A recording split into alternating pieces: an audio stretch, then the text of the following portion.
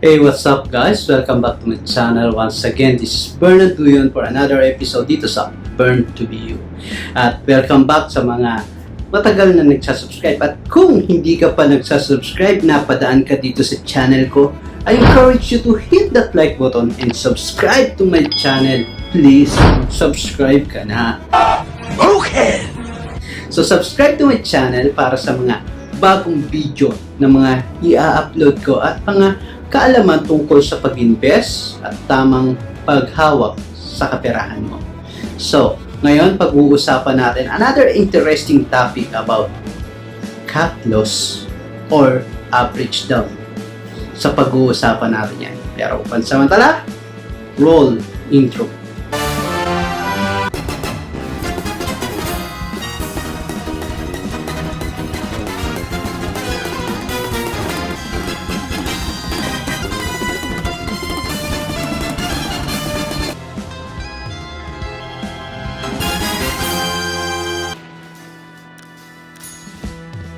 So yun na nga guys, dahil sa tuloy-tuloy na pagbagsak ng stock market, lalo na sa PSE, and for 1 week, 1 week, dire-diretso, and our index now dropped to 5,800. We're now in this testing the support ng Philippine Stock Exchange Index.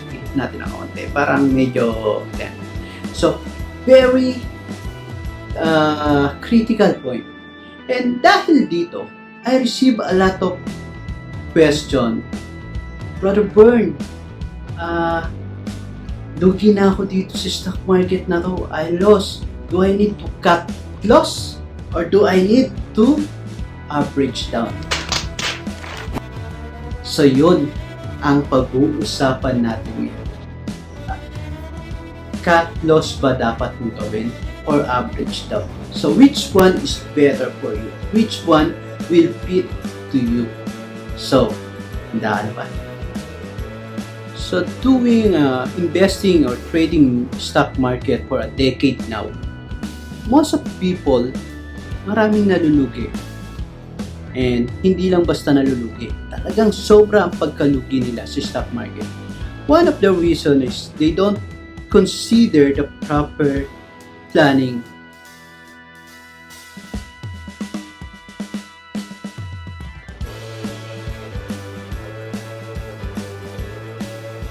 Or they don't trade well, or they did not plan well sa mga trading nila.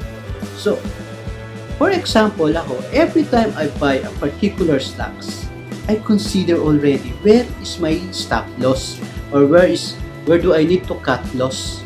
So, part yun ng plan. Cut loss, or sa iba tinatawag na stop loss or trading stop. So, kailangan aware ka na. Pero kapag naisip mo na, naipit ka na, do I really need to do a cut loss pa?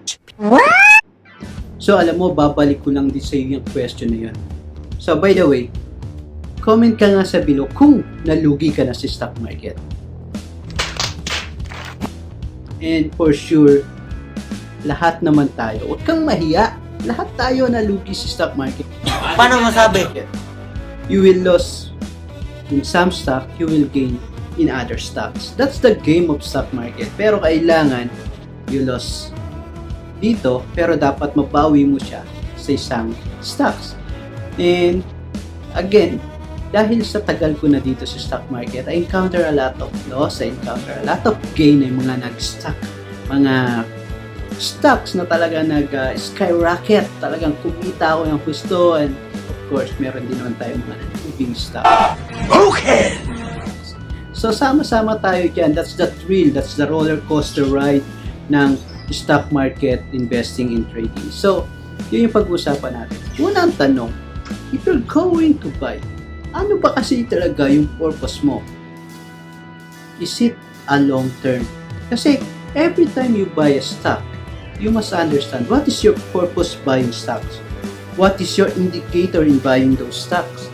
Kasi for me, you can average down if that's a good fundamental stocks and you're holding it for a long term. When I say long term, medyo nagulang buhok ko. What the?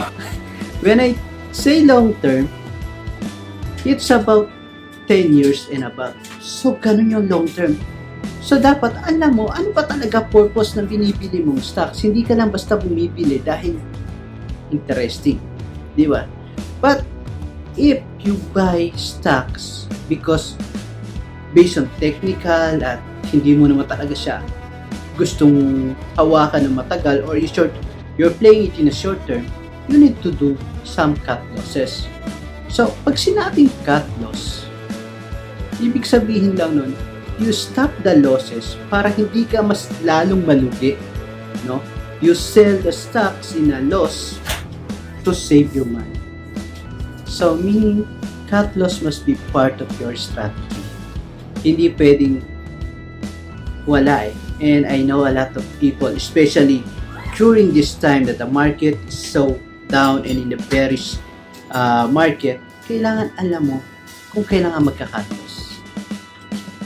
And that's the strategy. Kapag nag-cut loss, depende pa rin yan sa personality mo.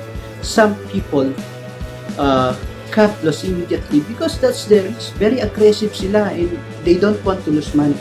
Pero kapag nalulugi ka na ng 50%, you might think you need to re-strategize your portfolio. Baka sobrang lugi ka na, sobra na. Ang tanong ko sa'yo, kapag nalugi ka pa ng 50% na portfolio mo, mababawi mo ba? If you don't have regular source of income to accumulate shares, para mag-average down, you better do the cut loss. And cut loss will always part of your strategy. Kaya nga, you always do your due diligence, you always do your assignment in analyzing the stocks. Because stocks is not only buying and selling. You need to understand the fundamental, the technicals. Why are you buying this particular stocks? It's because the momentum, it's the chart telling you it's a good buy and it will have a potential na tumaas? Or are you buying it because you believe in the stock or you believe in the company that in a long term it will be a good company and I will hold it for the long time because nagbibigay naman siya ng dividend, consistent naman yung growth ng pera mo. So, it's up to you. But the end of the day, ikaw ang mag-decide. So, cut loss or average down, it depends on your personality.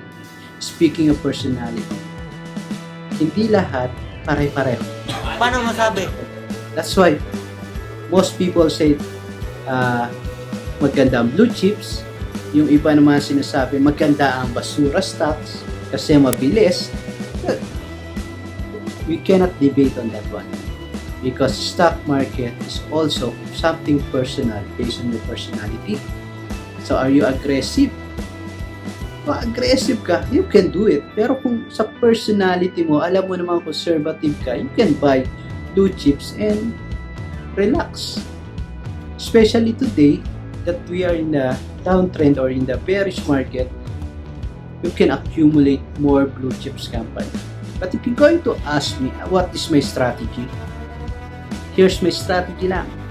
Kapag bearish, I accumulate more on blue chips. During bearish or during the bull run, I trade on the secondary and third liner stocks.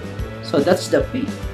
So kasi kapag bearish, lahat na bumabagsak, murang-mura ang blue chips. At kapag umangat yan yung mga unang umaangat. That blue chips company will push the economy, the PSEI index. So that's my strategy. Again, it's my strategy. Depende sa iyo yan. So again guys, I hope you learned from this video. Comment ka kung nalugi ka ba, naipit ka, or if you want to know how to do cut loss, simple lang yan.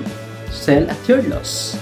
So kung may comment ka pa, may tanong ka, comment below and pag-usapan natin yan dito sa channel ko. So I hope you learned something. At again guys, pakiusap, hit that like button, subscribe. At kung may natutunan ka, share mo na rin so more Filipinos will understand the stock market and will encourage us, let us encourage them to invest in the Philippines in stock market.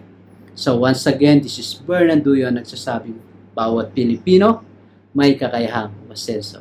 God bless you all, guys.